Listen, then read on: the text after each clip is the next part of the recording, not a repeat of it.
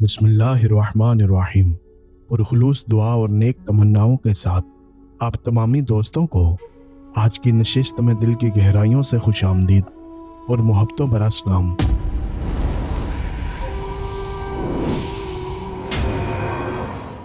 ناظرین، ہمیشہ سننے میں آتا ہے کہ فلاں آدمی نے جن عورت سے شادی کر لی یا انسانوں میں سے کسی عورت کو جن نے شادی کا پیغام دیا۔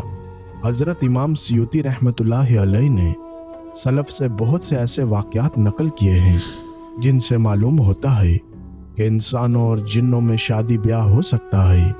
علامہ ابن تیمیہ رحمۃ اللہ علیہ اپنی کتاب مجموع الفتاوی میں بیان کرتے ہیں، کبھی کبھی انسان اور جنات آپس میں نکاح کرتے ہیں اور ان کے اولاد بھی ہوتی ہے۔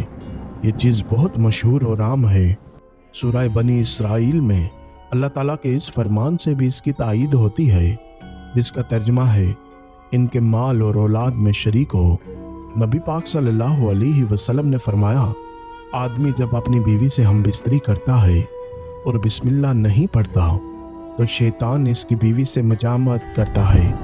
حضرت ابن عباس رضی اللہ تعالیٰ عنہ کہتے ہیں، اگر آدمی اپنی بیوی سے حالت حیض میں صحبت کرتا ہے تو شیطان اس کی بیوی سے جماع کرنے میں اس سے سبقت کر جاتا ہے۔ بیوی حاملہ ہوتی ہے اور ہجڑا بچہ پیدا کرتی ہے۔ سب ہجڑے جنات کی اولاد ہیں۔ اس کو ابن جریر نے روایت کیا۔ نبی صلی اللہ علیہ وسلم نے جنوں سے شادی کرنے سے منع فرمایا ہے۔ اسی طرح فقہا کا یہ کہنا کہ جنات اور انسانوں میں شادی بیاہ جائز نہیں، نیز تابعین کا اس کو مکروہ سمجھنا اس بات کی دلیل ہے کہ یہ چیز ممکن ہے۔ اگر ممکن نہ ہوتی تو شریعت میں اس کے جواز و عدم جواز کا فتویٰ نہ لگایا جاتا۔ اگر یہ اعتراض کیا جائے کہ جنات آگ سے بنے ہیں اور انسان چار عناصر یعنی ہوا، مٹی، آگ، پانی سے بنا ہے، لہٰذا آگ عنصر کی وجہ سے جن عورت کے رحم میں انسان کا نطفہ ٹھہرنا ممکن نہیں، کیونکہ انسان کے نطفے میں رطوبت ہوتی ہے جو آگ کی گرمی سے خشک ہو کر ختم ہو جائے گی۔ بالفرض اگر یہ چیز ممکن ہوتی تو شریعت میں اس کو حلال قرار دیا جاتا۔ اس اعتراض کا جواب کئی پہلو سے دیا جا سکتا ہے۔ اول، ہر چند کے جنات آگ سے پیدا ہوئے ہیں، لیکن اب وہ اپنے آتشین عنصر پر باقی نہیں ہیں، بلکہ کھانے پینے اور توالد و تناسل کے عمل سے دوسری حالت میں بدل گئے، جیسا کہ آدم علیہ السلام کی اولاد اس عمل کی وجہ سے مٹی کے عنصر سے دوسری حالت میں بدل گئے ہیں۔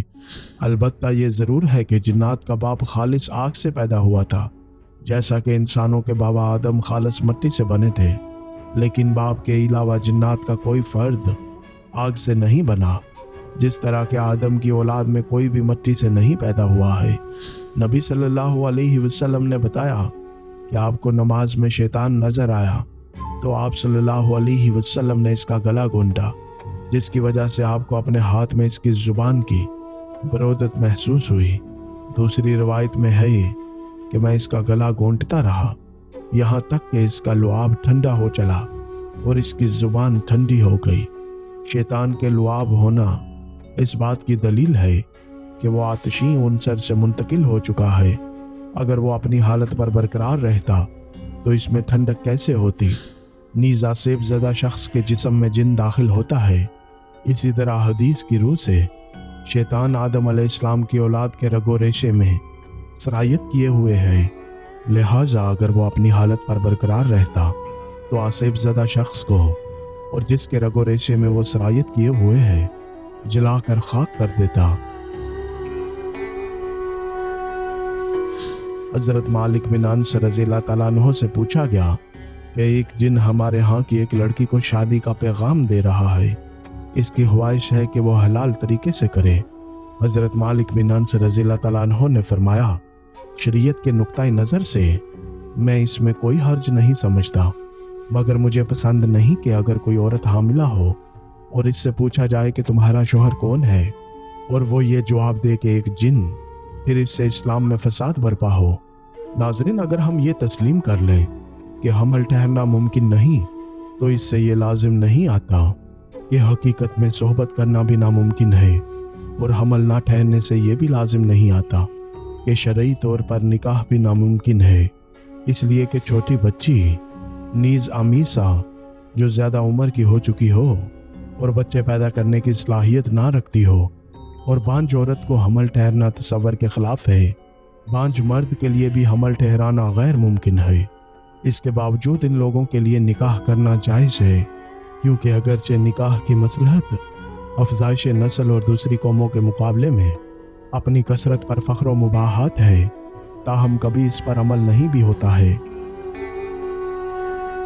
नाज़रीन ग्रामी, अगर ये एतराज़ कि अगर ये मुमकिन होता तो निकाह की हिल्लत की सूरत में इसका असर ज़ाहिर होता, तो ये ज़रूरी नहीं, क्योंकि कभी कोई चीज़ मुमकिन होकर भी किसी वजह से हलाल नहीं होती।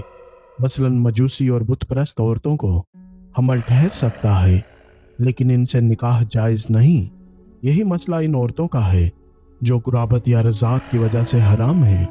दूसरी जगहों में दूसरी वजूहात हो सकती हैं।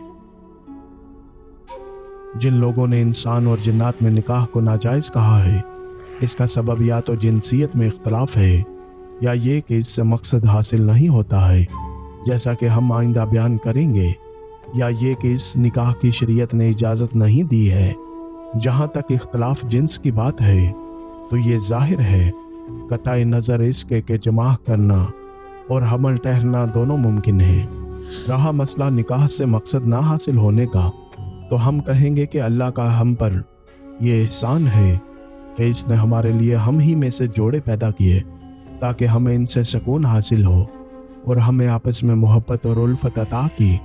चुनाचे सूरत निसा में फरमाया, लोगों अपने रब से डरो जिसने तुमको एक जान से पैदा किया और इसी जान से इसका जोड़ा बनाया, और इन दोनों से बहुत मर्द और औरत दुनिया में फैला दिए। एक और मकाम पर सूरतुल एतराफ में यूं फरमाया, वो अल्लाह ही है जिसने तुम्हें एक जान से पैदा किया और इसी की जिन्स से इसका जोड़ा बनाया, ताकि इसके पास सुकून हासिल करे। जिन्नात हमारी जिन्स से ना होने की वजह से इनमें से हमारे लिए जोड़े नहीं पैदा किए गए, इसलिए वो हमारे जोड़े नहीं हो सकते हैं। वरना बनी आदम से निकाह की हिल्लत का जो मकसद है वो फोत हो जाएगा। वो ये कि शोहर और बीवी में से हर एक दूसरे से सुकून व इत्मीनान से बहरावर हो। अल्लाह पाक ने फरमाया कि इसने हमारी ही जिन्स से हमारे लिए जोड़े पैदा किए हैं, ताकि हम इनके पास सुकून हासिल करें। अब जिन्नात और इंसान में शादी ब्याह के जवाज़ के सिलसिले में जो शरई रुकावट दरपेश है, वो यही कि शोहर और बीवी एक दूसरे से सुकून नहीं हासिल कर सकेंगे। ये बात दूसरी है कि इंसान और जिन्नात में मुआशका हो जाए और आदमी जिन औरत से शादी करने के लिए इसलिए तैयार हो जाए कि इसे अपनी जान का खतरा है, या इंसानों में से कोई औरत किसी जिन से खतरे की बिना पर शादी कर ले, क्योंकि ऐसा ना करने पर इनको एज़ा और परेशानी का सामना हो सकता है, बल्कि जान से हाथ धोना पड़ सकता है। अल्लाह ने बताया कि इसने शोहर और बीवी में मोहब्बत और रहमत पैदा की है, जबकि इंसान और जिन्नात के दरमियान ये चीज़ मफकूद है, क्योंकि सुबह अज़ल से दोनों में दुश्मनी है और सुबह क़यामत तक बाकी रहेगी। इसकी दलील अल्लाह का ये फरमान है। सूरत बकरा में अल्लाह यूं फरमाता है, हमने हुक्म दिया कि अब तुम सब यहाँ से उतर जाओ, तुम एक दूसरे के दुश्मन हो। नीज़ ताउन के बारे में नबी सल्लल्लाहु अलैहि वसल्लम का ये फरमान भी कि ये तुम्हारे दुश्मन जिन्नात का हमला है। जिन्नात चूँकि आग की लपट से पैदा हुए हैं, इसलिए वो अपनी असलियत दिखा कर रहेंगे। सहीहीन में अबू मूसा से रवायत है, वो कहते हैं कि एक रात मदीना में किसी घर में इसके अफराद समेत आग लग गई। नबी पाक सल्लल्लाहु अलैहि वसल्लम को इनके मुतल्लिक बताया गया, तो आप सल्लल्लाहु अलैहि वसल्लम ने फरमाया, यह आग तुम्हारी दुश्मन है, सोने चलो तो इसे बुझा दिया करो। जब आग हमारी दुश्मन हुई तो जो चीज़ इससे बनी है वो भी हमारी दुश्मन होगी, इसलिए कि हर चीज़ अपनी असलियत की तरफ लौटती है। लिहाजा जब निकाह का मकसद यानी शोहर बीवी का एक दूसरे से सुकून हासिल करना और आपसी मोहब्बत और रहमत मकसद हो, तो इसका जो जरिया था वो भी ना रहा, और वो है निकाह का जवाज़। इंसान और जिन्नात में शादी ब्याह के बहुत से वाक़यात मौजूद हैं। एक वाक़या पेश खिदमत है। नाज़रीन, दारमी अपनी किताब अत्तबाउल सुनन वल आसार में कबीला बजील कि एक शेख से रिवायत करते हैं। वो कहते हैं कि एक जिन हमारी किसी लड़की पर आशिक हो गया और हमारे पास इसकी शादी का पैगाम भेजा। इसने कहा मुझे पसंद नहीं कि मैं इसे हराम तरीके पर इस्तेमाल करूं। चुनाचे हमने लड़की को इससे ब्याह दिया। इसके बाद वो रूबरू हमसे गुफ्तगू करने लगा। हमने कहा तुम लोग क्या चीज़ हो? इसने कहा तुम जैसी मखलूक हैं, तुम्हारी तरह हम में भी कबीले हैं। हमने कहा क्या तुम में भी ये मजहबी इख्तलाफात हैं? इसने कहा हाँ, हम में हर तरह के लोग हैं, कदरिया भी, शिया भी और मरहबा भी। हमने कहा तुम्हारा किस जमात से ताल्लुक है? इसने कहा मरहबा से। अहमद बिन सुलेमान अन-नहाद अपनी किताब अल-अमाली में अमश से रिवायत करते हैं।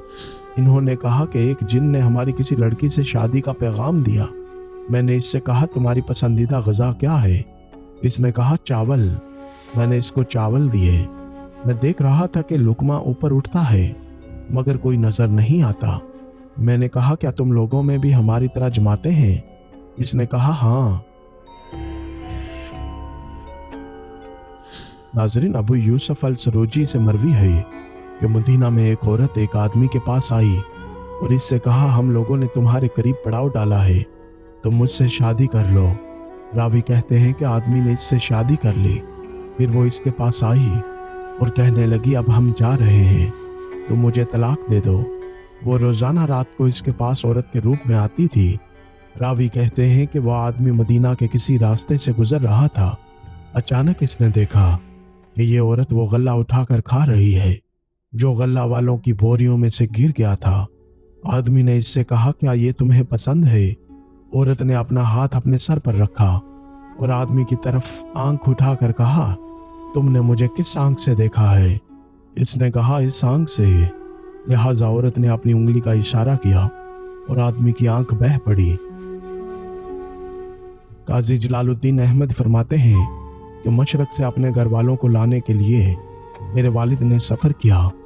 कुछ दूर चलने के बाद हम लोगों को बारिश की वजह से एक गार में सोना पड़ा। मेरे साथ पूरी एक जमात थी। अभी मैं सोया ही था कि किसी के उठाने की आवाज़ आई।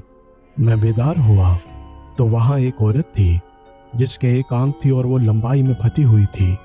मैं सहम गया। औरत ने कहा घबराने की कोई ज़रूरत नहीं, मैं इसलिए आई हूँ कि तुम मेरी एक चांद जैसी लड़की से शादी कर लो। मैं सहमा हुआ था। मैंने कहा अल्लाह ताला के इख्तियार पर है। फिर मैंने कुछ लोगों को आते हुए देखा। वो लोग पहली औरत की तरह थे। इनकी आंखें लंबाई में फटी हुई थीं। इनमें कुछ काजी और कुछ गवाह थे। काजी ने खुतबा निकाह पढ़कर निकाह कर दिया और मैंने कबूल कर लिया। वो लोग चले गए। फिर वो औरत अपने साथ एक खूबसूरत लड़की लेकर आई, मगर इसकी भी आंख इसकी अपनी माँ की तरह थी और इसको मेरे पास छोड़कर चली गई। मेरा खौफ बढ़ गया।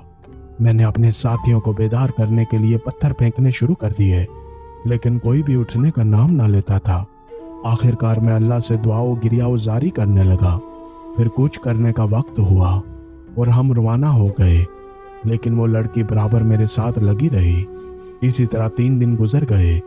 चौथे दिन वो औरत आई और मुझसे कहने लगी लगता है तुम्हें ये लड़की पसंद नहीं, शायद तुम इसे छोड़ना चाहते हो। मैंने कहा हाँ, बाखुदा यही बात है। इसने कहा इसे तलाक दे दो। मैंने इसे तलाक दे दी और वो चली गई। इसके बाद मैंने इन दोनों को नहीं देखा।